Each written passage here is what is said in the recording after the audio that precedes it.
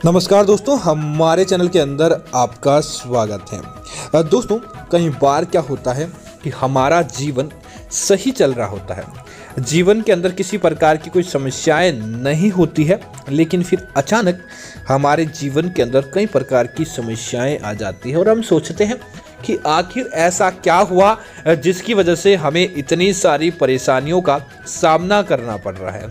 आखिर किसकी वजह से जीवन के अंदर ऐसा बदलाव आया है कि हमारी गरीबी समाप्त होने का नाम नहीं ले पा रही है। तो दोस्तों, क्या करते हैं कि हम गलती से किसी अन्य व्यक्तियों से कुछ चीज़ें ले लेते हैं या किसी अन्य व्यक्तियों से हमारे हाथ में ऐसी गलत चीज़ें आ जाती है जो हमें बर्बादी की तरफ लेकर जाती है और वह हमें कंगाल कर देती है। तो दोस्तों, आज हम इस वीडियो के अंदर आपको यही बताने वाले हैं कि चाहे कितनी भी गरीबी क्यों ना आ जाए, आपको ऐसी चीज़ें अन्य व्यक्तियों से नहीं लेनी चाहिए ताकि आपका घर परिवार सलामत रहे और किसी भी प्रकार की आपके घर के अंदर नकारात्मकता नहीं आए।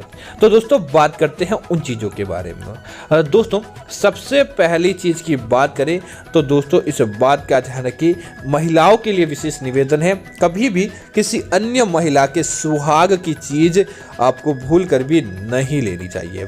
जैसे कि किसी अन्य महिला का मंगलसूत्र हो, किसी अन्य महिला के द्वारा भरी जाने वाली मांग हो, जो किसी अन्य महिला ने उपयोग में ले ली हो, वह चीज आपको अपने सुहाग की चीजों के लिए नहीं लेनी चाहिए। माना जाता है दोस्तों, प्रत्येक व्यक्ति का या प्रत्येक महिला की अलग अलग किस्मत होती है।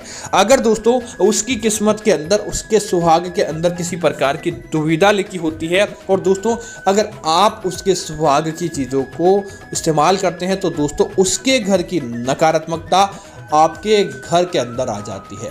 इसी वजह से इस बात का ध्यान रखना चाहिए, कभी भी महिलाओं को सुहाग की चीज़ें दूसरी महिलाओं की नहीं लेनी चाहिए।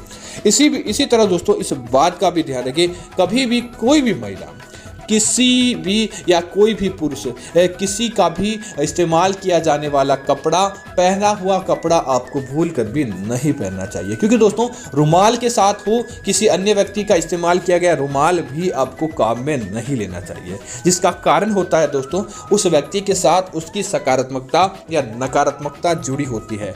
हो सकता है दोस्तों उस व्यक्ति की किस्मत सही समय पर उसका साथ नहीं दे पाती है और अगर आप उसके अंतर्वस्त्रों, आप उसके कपड़ों का या फिर आप उसके द्वारा इस्तेमाल किए गए रुमाल का इस्तेमाल करते हैं तो आपकी किस्मत भी पलट जाती है। देखते ही देखते आप भी कंगाली से घिर जाते हैं और आपके घर परिवार के अंदर अच्छी चीज़ें देखने को नहीं मिलती है। इसी वजह से आपको ध्यान रखना चाहिए कि आपको भूल कर भी किसी अन्य व्यक्ति की नकारात्मक चीज़ें काम में नहीं लेनी चाहिए। इसी तरह दोस्तों, इस बात का ध्यान रखें, कभी भी आपके घर के अंदर कितनी भी समस्याएं क्यों ना आ जाएं, लेकिन किसी भी व्यक्ति का पैसा उधार नहीं रखना चाहिए।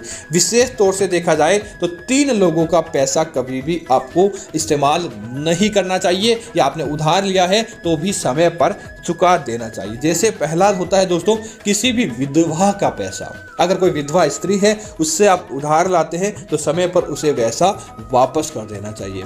दूसरा, किसी भी शिक्षक का पैसा, शिक्षक के अंदर दोस्तों गुरु भी आते हैं, शिक्षक भी आते हैं, क्योंकि दोस्तों वह समाज को कुछ देकर दक्षिणा प्राप्त करके अपना गुजारा करते हैं, अर्थात कि अपनी शिक्षा, अपनी सेवा का पैसा वह लेते हैं और उसका पैसा अगर आप रखते हैं तो दोस्तों आपके जीवन के अंदर आप बर्बादी की तरफ जा ले जाते हैं, आपको उसका उचित परिणाम देखने को नहीं मिलता और साथ ही साथ सरस्वती माता आपसे नाराज हो जाती है।